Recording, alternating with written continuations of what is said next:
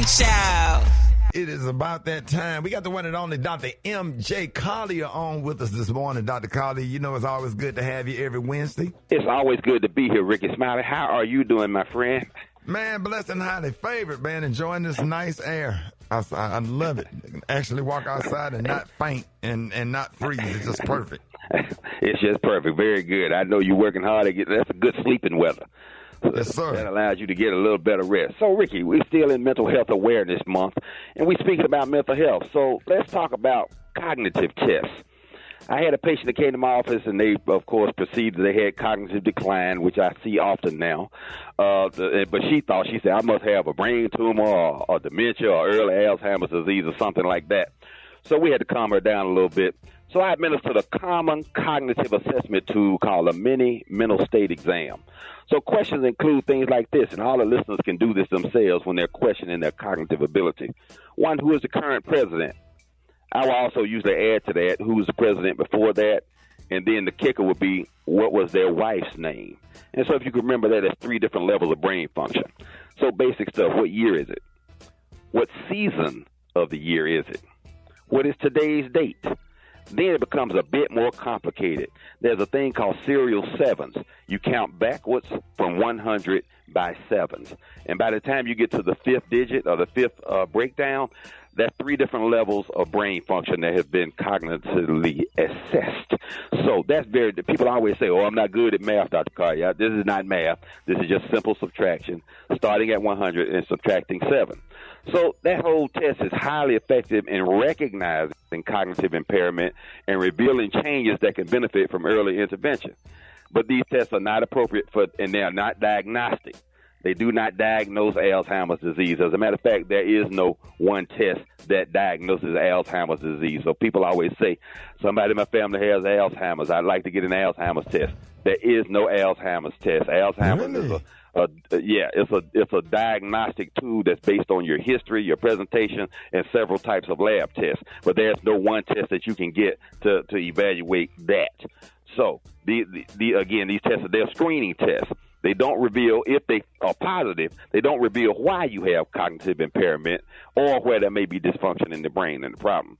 So up to 2/3 of Americans are experiencing some level of cognitive decline, particularly by the age of 70.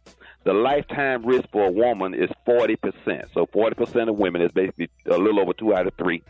And for men, it's 25%, although a lot of women would probably disagree with that. Wow. So disadvantaged groups have a high lifetime risk in early onset. Race and ethnicity seem to impact onset as well. White women average 6 years of cognitive decline, while black and Latino women average 12 years, so twice the incidence over twice the period of time. The tests are metric. It's just like checking your blood pressure. They should be a regular part of your comprehensive physical exam. They can detect changes over time in your cognition. So if I'm seeing you for your complete physical this year and then next year we repeat that test and there's been some changes, it can be an early indication of problems. So measurement of your cognition can track cognitive function, including orientation to person, place, and time, your attention span, can you calculate things, what's your recall, and even language. So people start to stutter over their words and lose their ability to communicate. So the key differences among various populations, and guess what, Rickey? Higher education and continued learning seems to build a cognitive reserve. So you can teach an old dog new tricks, and you should. You should always continue learning and expanding your brain power. That's good. That's good, Dr. Collier. That really amplifies the importance of as you get older, to have hobbies and pursuing interests.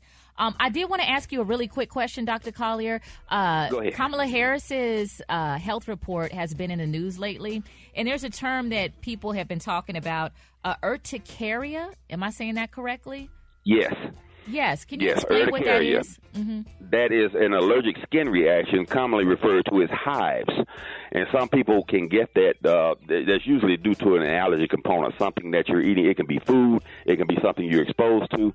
It can be a combination of several things. Once your allergy system is sensitized, then that can create that problem where you just break out in a hive rash unexpectedly or under stress or a variety of different circumstances.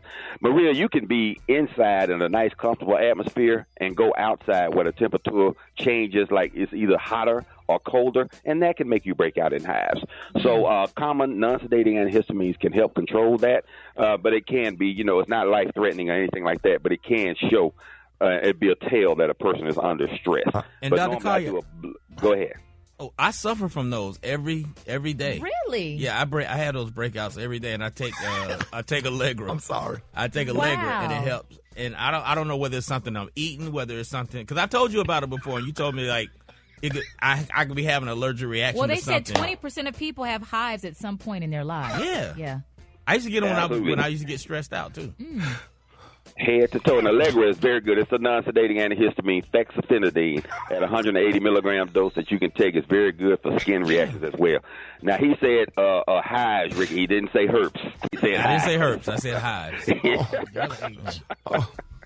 That Allegra's a wonder drug, though, man, because that Allegra clears it up. Sir. Real quick. All right, let's go to the phone. You're on with Dr. Collier. Good morning. I have allergy and asthma. I'm currently taking shots to get help for that. And I was wondering, does it ever go away? Do allergies ever stop? No, as a matter of fact, they can worsen over time. But once you are sensitized to an allergen, whatever that is, other things can combine and you start reacting to things that you traditionally didn't have problems with. So it's very good and important that you stay on your anti-allergy treatment regimen, which should include, in addition to the shots, a non-sedating antihistamine. My first choice would be Allegra, and then there's Zyrtec, Zysol, or Loratadine Claritin.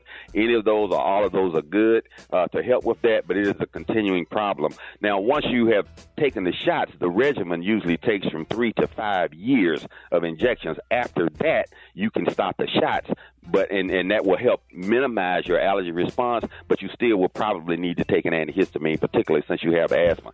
Things I would add would be probiotics. Probiotics are very good for that, and vitamin D at 5,000 international units per day to help blunt your immune response.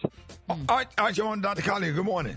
When you go to a so-called specialist and they tell you they have glaucoma, and then the next time you say you have a cataract, how do you go about dealing with something like that? How do you know what it is, whether it's glaucoma or whether it's cataract? Okay, most people have both, particularly as you age. Cataracts is where the eye lenses become clouded over time. They are normally flexible and rubbery, but as we age, they start to dry out and become opaque, meaning they're not crystal clear anymore. And as they start to become duller, it's more difficult to see through them, so your vision deteriorates slowly and over time, and it's difficult to appreciate that because it happens so clandestinely. So that's one of the things. Now, glaucoma is increased pressure in the eyes. There's a fluid in the eye that circulates, and it has a plumbing circumstance and situation that allows it to come in and then drain out. As we age, that plumbing system can become clogged, and that fluid continues to be manufactured, and it increases pressure inside the eye that can deteriorate your retinal function and cause blindness. Yeah, I got a letter in from Crystal Turner. She said that her husband was hit by a rental car, said that it hurts, like Hertz. Dr. Collier, let us know how you can be reached. Ricky, I can be reached on all social media at ASKDRMJ. Subscribe to my YouTube channel for videos on various healthcare topics. Go to my website, lipodrops.com, where you'll find information on supplements that will keep you healthy, help your brain function. Our liposhrooms are very good for improving your brain function. Okay. Ask ASKDRMJ on YouTube. And remember, these are the opinions of Dr. MJ Collier, not those of Ricky Smiley, not those of Super Dave, not those of the Ricky Smiley Morning Show cast or its production crew. Hey, Ricky. Yes, sir. Ricky, I'm on the way over to Black Toners. I got to cut those super tight underwear. You say you started to lose consciousness. Yes, sir. You're going to have to do something. Hey, I got some very sharp scissors, though. I told him already. I say, look, you can't move. These scissors are very sharp, and we don't want to have any accidents. No, at all. All right, Dr. Collier, thank you, man. Stay. Don't you dare go away. You're listening to Dr. MJ on the Ricky Smiley Morning Show.